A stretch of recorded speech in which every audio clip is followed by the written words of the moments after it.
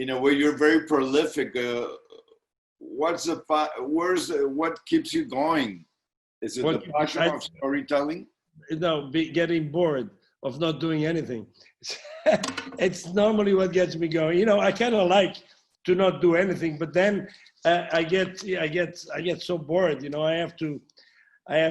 It's like, it's amazing. This year I got so many good scripts, and now it's like they're all gonna be done at the same time. So you have to choose, because you go years and years without. Okay, I gotta work. I gotta do something. Okay, I'll do this, and then this year that you can't work, you get all the good scripts, and you go, oh, come on. But you know, hey, it's fun. You know, it's good to keep working. You know, what can I say? Where are you? Where are you right now? I'm in Los Angeles. Oh, you're in Los Angeles. I normally am in Los Angeles, but this time I'm in Portugal. I love Portugal. I'm from Spain. Oh, bueno. De Madrid. De Madrid. The thing is that we have to do it in English because it's for. No, I know, and I've done many movies in Spain. I know. Yeah, many. So tell me, in this case, what was the attraction to be part of Fatima? Well, I have done a movie already about Fatima, where I played the reporter, but it was produced by Instituto Luce, that is part of the Vatican. So it had a different view of it.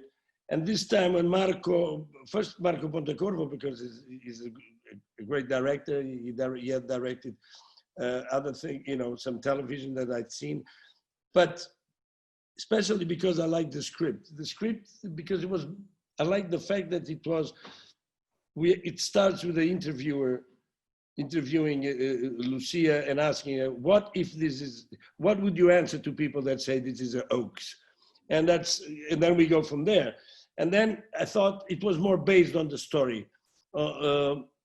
And I was able to read a lot of letters from people that were there that day, because, as you know, at the time, people, that's the way they communicated, by writing. And a lot of letters to family members or to friends saying what they had seen that day. And none of them said they saw the Virgin. None of them said they heard anything, but they all spoke about the sun. They all spoke about what they saw the sun do. So it intrigues you. Also, I thought this character kind of intrigued me, that it was a guy that it was tough on the kids because he didn't believe it either, you know. And it's a guy that has to be coerced into believing what happened, because he was there and he saw the sun do the same thing. Now, you believe it or not, it's a question. A lot of us in Portugal that were told this story since we were kids. I had a religious mother that told me the story. My father also always, that's non-religious and doesn't like the Catholic Church that much, told us the story. Oh, come on, that's used to make money. That's how the church makes a lot of money, because so many people go there every year.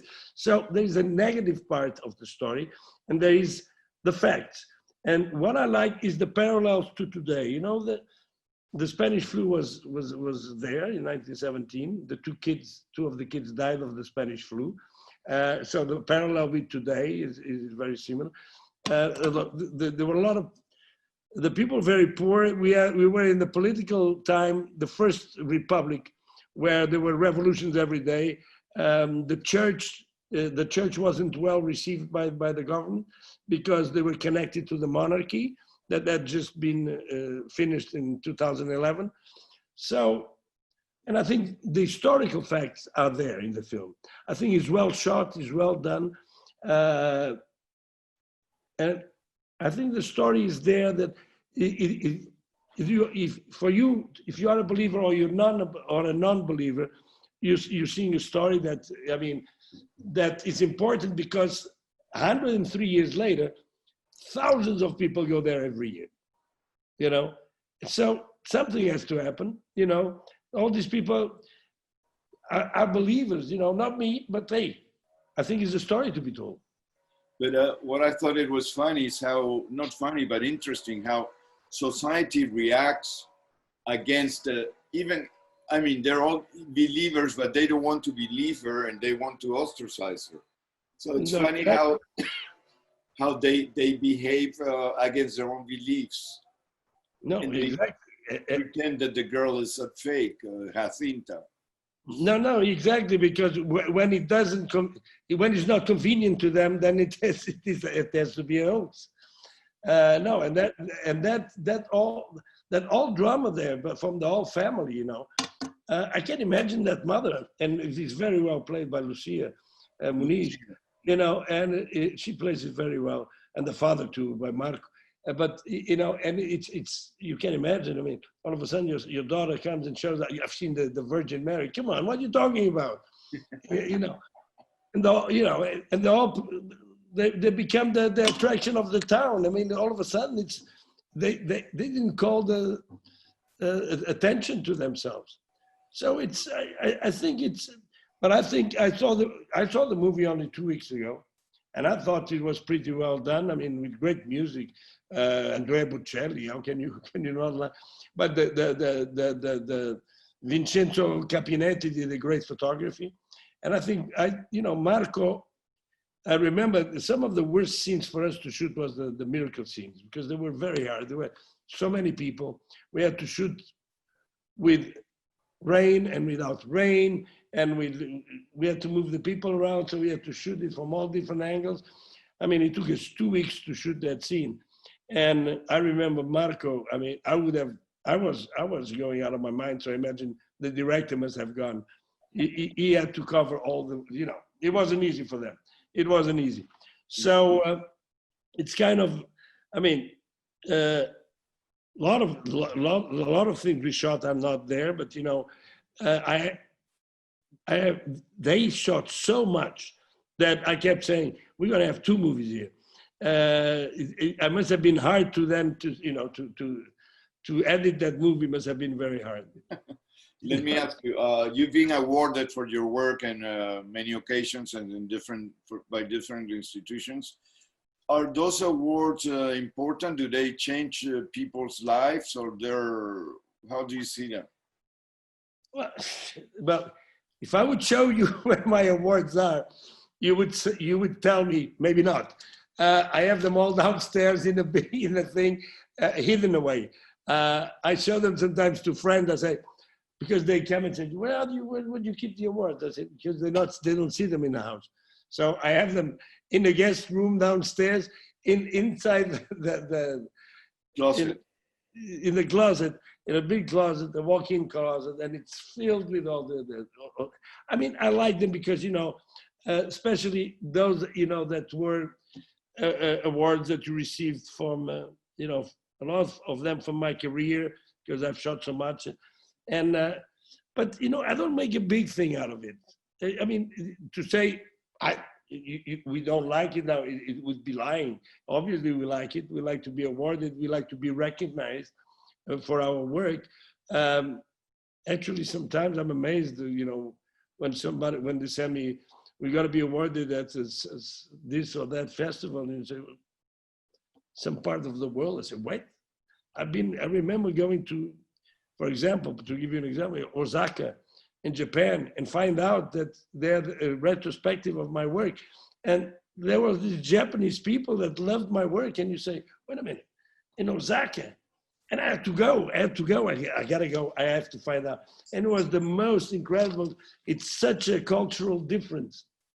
And to find out that, there are people there that enjoy your work. I mean, that gives you pleasure, It gives you satisfaction because you're being through movies. I think we can change the perception of other realities too. No, exactly. I mean, and promote tolerance. No, and some people live on the realities of the movies, not of their own reality. Yeah. I mean, that's the problem. I sometimes meet people that confuse a lot the movies with the reality, But it's very funny. Today, I was in the supermarket and there's this blue-collar guy. And I have the mask on. And he looks at me and says, are you Joaquim de Almeida? I said, yes. Oh my God, I love your movies. I can't believe it. And he couldn't believe I'm in the supermarket. And I said, well, I like shopping. You know what? For food, it's but Yeah. you know, he says, why you don't have anybody to shop for you? I said, no, I like to do my shopping. No, you know, people have this feeling that you are on the screen. You're not supposed to be in the supermarket shopping. Yeah, you become something else. But Now, it's- that concept, you know, which I find sometimes, it's like as if our reality is not their reality. They forget we have our lives pretty similar. from all your work, which film or which experience do you consider a turning point in your career? No, there was definitely a film, Good Morning Babylon, by the Taviani brothers that opened Cannes Film Festival in 1987. And all of a sudden, people realized that I spoke different languages. And I got invitations. The next year, I did a French film, another Italian film, a Portuguese film, and an American film. So all of a sudden, they realized, wait a minute, you know, in Cannes, they said, oh, you speak, I gave interviews in 6 languages. So they said, whoa, wait a minute. So you speak all these languages, and all of a sudden I start getting invitations. And from one year to the other, I had an international career. So that was a big difference. That made a big difference. And then, you know, that it's not the film sometimes you have the most fun, but it's a film that changes your career, is the big studio movies, because they are seen all over the world. And a lot of people, they might not have seen my independent films, but they certainly saw the big studio movies, and you know, and they know you from that. So you got to say, studio movies, it's not the ones you have the most fun, because I like the independent films. We feel more part of the movie, but they certainly take you everywhere in the world. And how lucky you're in Portugal now. I love Portugal. Sorry? Something happened. No, I mean, I'm in Portugal because I was in Santa Monica, in my house in Santa Monica, and I started feeling that with the president we have, the things weren't going to be very well. And I decided I would be much better with the COVID in Portugal. And here people respect much more of the thing, you know. It's so I'm very happy I came. And now I don't know, I'll go back when I feel things are better. Yeah, wait until we get rid of Trump. Well, no, I would be there to vote against him, that's for sure. Yeah, great. I'm an American citizen, so I have to vote. I have to make sure I'll vote.